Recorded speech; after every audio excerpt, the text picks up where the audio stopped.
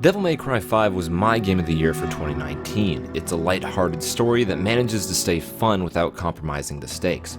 Combat is varied by switching between 3 different characters, and each one manages to play relatively simple on paper, but with a skill ceiling that feels higher than a cathedral. Also, some of the best boss fights in this console generation, hands down. I love this game, but all the praise I can give it has already been said. I guess that's what happens when you're as bad as being timely at making videos as I am. Although, there's been one critique that I kept seeing around release that I'd like to touch on. So far I've only seen the city and the ice or hell place. Pretty disappointed. The environment is bland. DMC 5 has generic cityscape and gray spiky routes for the rest of the game. It feels like an afterthought, something hastily made after the gameplay was finished. The environment looks quite generic and uninspired, with city ruins and demonic vines all over the place. They lost that cool gothic style the game had in previous entries. I'm also not a huge fan of the color filter used, which makes the game look all blue and dull. Is it just me, or does this game have really bad level design? No creativity at all. The last game had much better environments and level design. Yeah, the environments seem to draw a little bit of hate for such a critically acclaimed game, and on the surface, I have to agree a bit. For the most part, there are only 2 environments. You have the destroyed cityscape, which is the most interesting with its various array of buildings despite having all 50 shades of gray, and giant demon red vines that look like they're taken straight out of a death metal cover. Without impactful landmarks, both types of locations bleed into one another and don't feel too memorable. Needless to say, if you were a tourist for the city, you'd be a little disappointed as levels can get a bit samey after a while. Also, getting murdered by demons probably would be. At face value, yeah, that's what those levels are, and I can see why people are kind of underwhelmed. But there's a lot more going on behind the scenes that I don't think DMC5's environments get enough credit for. That mainly being supporting the gameplay and not trying to steal the spotlight by being the most eye-catching. Also, keep in mind the game was made in the RE engine, which has really only been used on horror games. You get incredibly realistic faces, deep, rich shadows and lighting, but you aren't getting bright colors. Pretty sure the whole engine would crash if you tried to add a shade of, shamrock to a blade of grass. But Capcom took this limitation and used the environments to shift the focus on what DMC is all about, the action. The DMC5 level design uses 2 techniques to its advantage. The first one is contrast with lighting and colors. Think Sin City, or if we're sticking with video games, Mad World. Sin City uses the color red to symbolically highlight the sin, and Mad World is to, well, capitalize on the, let's go with moderate amounts of violence. Obviously, DMC5's contrast and style aren't as drastic as these 2 examples, but the simple and plain colors of the environment allow the more dynamic particle effects to pop. The same can be said about the lighting. Even the brightest area is fairly muted as far as other video games are concerned, but it's absolutely necessary for making attacks literally flashy without overloading your senses. This idea also applies to the enemies and bosses. The Berserker, for example, turns a shade of purple to let you know that you suck at combos, and now he has super armor. Now, it would still be possible to notice that difference in a game like Uncharted or Horizon Zero Dawn, but it would be much more difficult to spot that difference when the environments and backgrounds are this colorful and bright.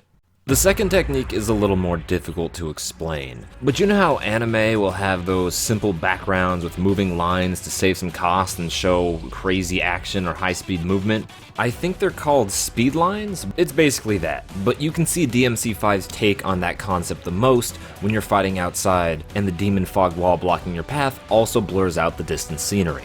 The environments push your eyes to the action happening in front of you. It's not as drastic, sure, but at least they have the singular color scheme down.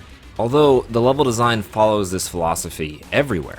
Environments are mostly abstract, or if you're a nerd, amorphous is a better term, and let's be real, I'm making this video, so I've kind of fucking outed myself, haven't I?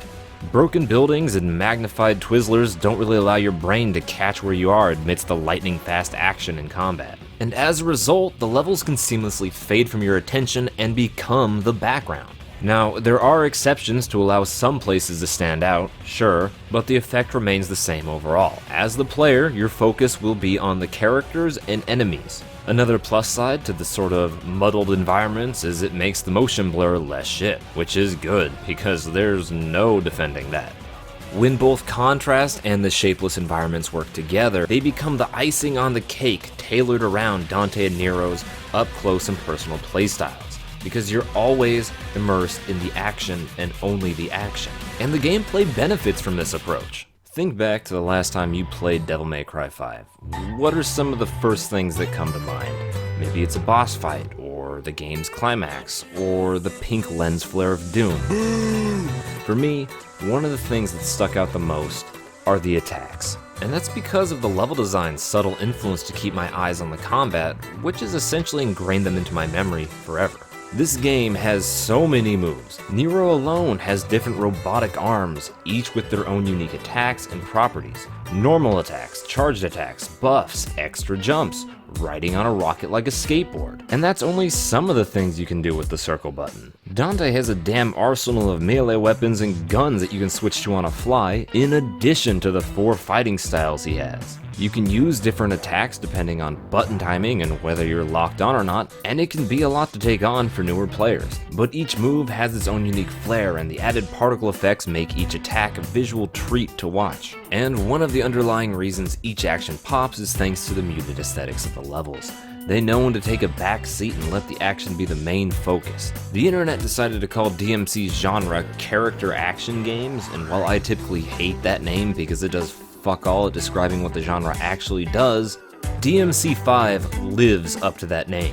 The focus is always on the characters and whatever demon nominated themselves to get sliced, tenderized, and cooked like a main dish on Food Wars. Fighting games use a similar philosophy because it's one-on-one and you don't want the backgrounds or the stage to distract you.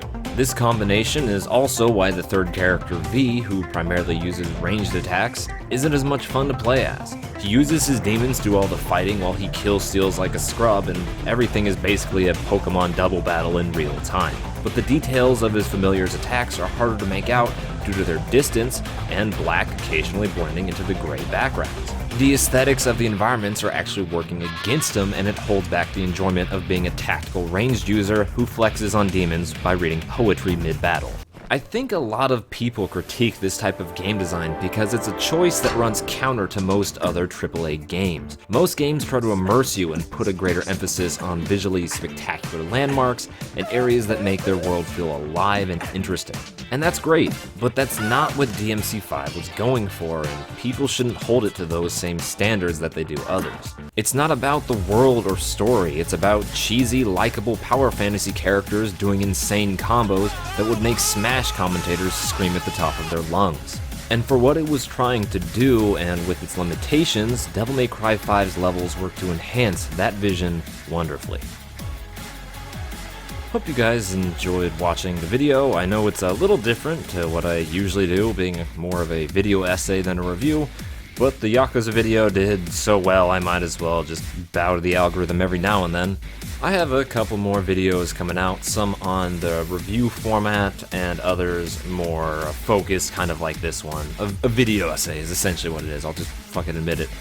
But yeah, I thought I would start my comeback with a hot take and disappoint all you new subscribers, so have fun with that. Thank you so much for watching. Later.